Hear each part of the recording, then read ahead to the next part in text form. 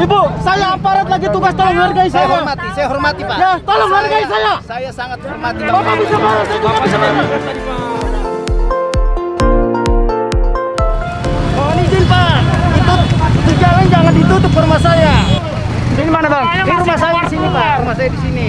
Pak, kalau Rumah saya ini iya. Tolong ini dibuka di sana. Akhirnya kita dipaksa di sana. Gimana sih kebijakan pemerintah begini? Udah Pak. Masa jalan udah dibangun puteran? Kok kelakuan begitu? Udah maju. Coba Pak, rumah saya kan di situ, ditutupnya di situ. Coba lihat KTP Tiap Bapak. hari. KTP Bapak. KTP lagi Bapak tanya. Ya, kita kan mau mengetahui Saya benar apa pengacara tidaknya. Pak, kantor saya di situ. Yaudah, nggak Nanti apa-apa, saya biar gugat kanan. tiap hari itu ditutup. Iya, maju. Kanan, ayo kanan. Mohon maaf. Kanan. Begitulah. Masa ke rakyatnya? Kanan. Udah dibuatkan Dia tidak puteran. memperlihatkan KTP. Itu Iya, tiap Pak. pagi Bapak. Coba, kan mengerikan itu. Kurang. Buka. Mana? Udah Bang. Negara ini bukan hanya negara aparat Pak, tapi negara saya juga. Saya bayar pajak Bapak. Tapi tiap hari persoalan apa? pemerintah merevisi aturan pemberlakuan pembatasan kegiatan masyarakat PPKM darurat yang diberlakukan sejak tanggal 3 Juli tahun 2021. PPKM darurat diterapkan di 48 kabupaten kota yang mencatatkan nilai asesmen level 4, serta di 74 kabupaten kota dengan nilai asesmen level 3 di wilayah Jawa Bali. Selama kebijakan itu berlaku, dilakukan pembatasan kegiatan di berbagai sektor, mulai dari perkantoran, pendidikan, restoran, pusat perbelanjaan, wisata, transportasi, seni budaya, hingga sosial kemasyarakatan. Namun, sejak kebijakan itu ditetapkan, pemerintah sudah merevisi sejumlah aturan pembatasan PPKM darurat. Revisi itu dituangkan dalam Instruksi Menteri Dalam Negeri Inmendagri. Apa sajakah revisi yang dimaksud? Berikut rinciannya. 1. Sektor perkantoran PPKM darurat membatasi karyawan atau pekerja berdasar sektor perkantoran atau perusahaan. Terdapat 3 kategori perusahaan yakni di sektor non-esensial, esensial, dan kritikal. Perusahaan yang bergerak di sektor non-esensial wajib menerapkan work from home (WFH) atau bekerja dari rumah terhadap seluruh karyawan. Sementara itu, perusahaan sektor esensial wajib menerapkan WFH 50% dan diperbolehkan work from office (WFO) pada 50% karyawan. Kemudian, pada sektor kritikal WFO dapat dilakukan 100% dengan protokol kesehatan ketat. Pemerintah pun melakukan penyempurnaan terkait ketentuan tersebut. Aturan tentang sektor esensial dan kritikal dijabarkan secara lebih rinci.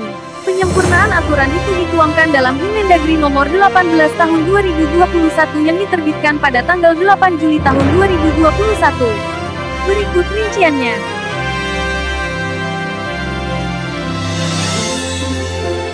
1. Sektor perkantoran PPKM darurat membatasi karyawan atau pekerja berdasar sektor perkantoran atau perusahaan.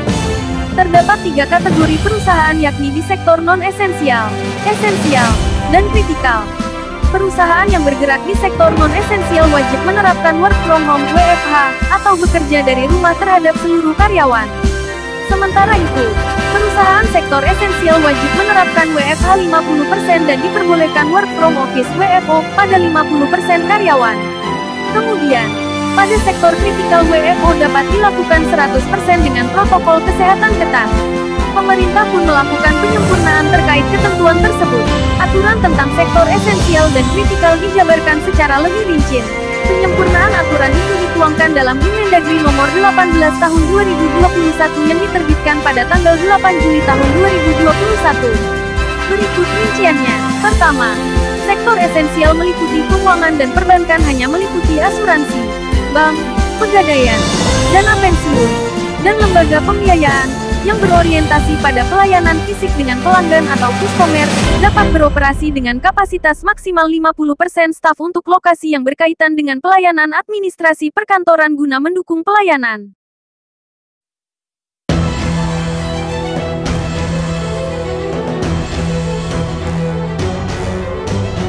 Adapun untuk pelayanan administrasi perkantoran guna mendukung operasional hanya diperkenankan maksimal 25%.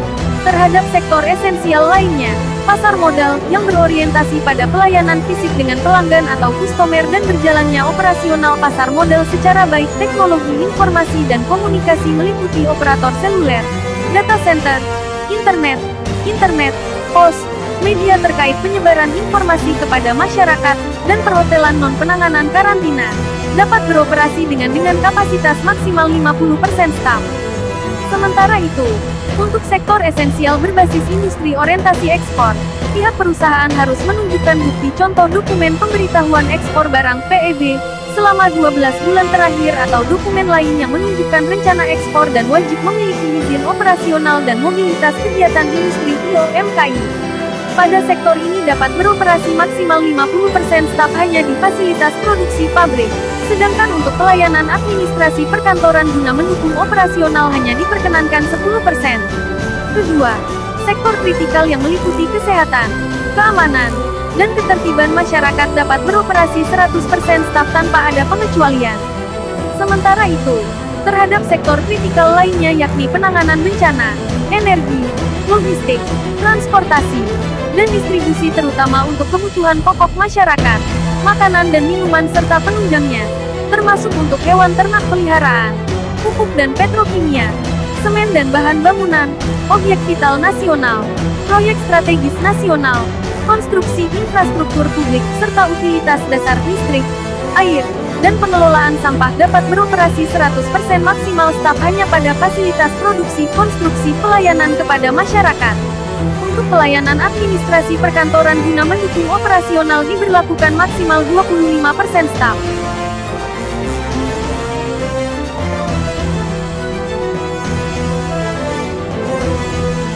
Tempat ibadah dan resepsi pernikahan.